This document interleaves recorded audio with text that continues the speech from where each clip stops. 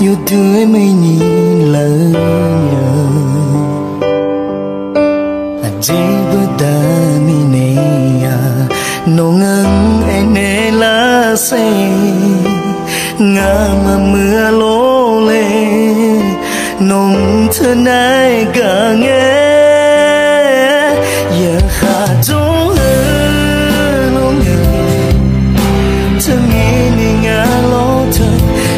thấy mi nè mà em đi lại nhưng mà yêu tươi nát nhà yêu sớm bỏ mi nè nông ngang mà ho nữa ngã chú lối như phanga nông cả lên số mi ngã thì gã ta nên ai chờ mê lo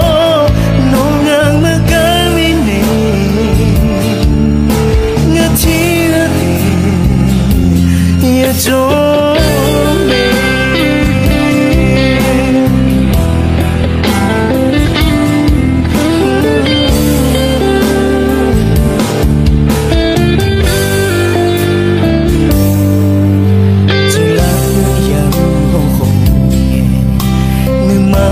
trái ghé nhờ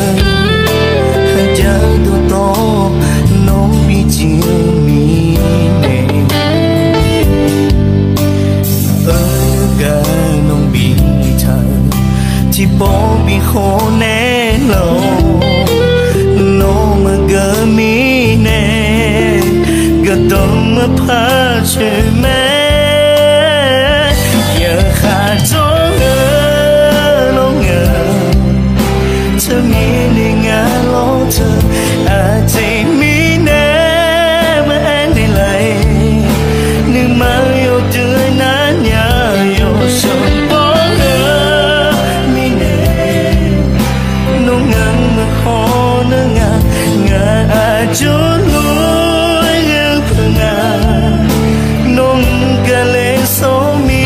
ngã thì gác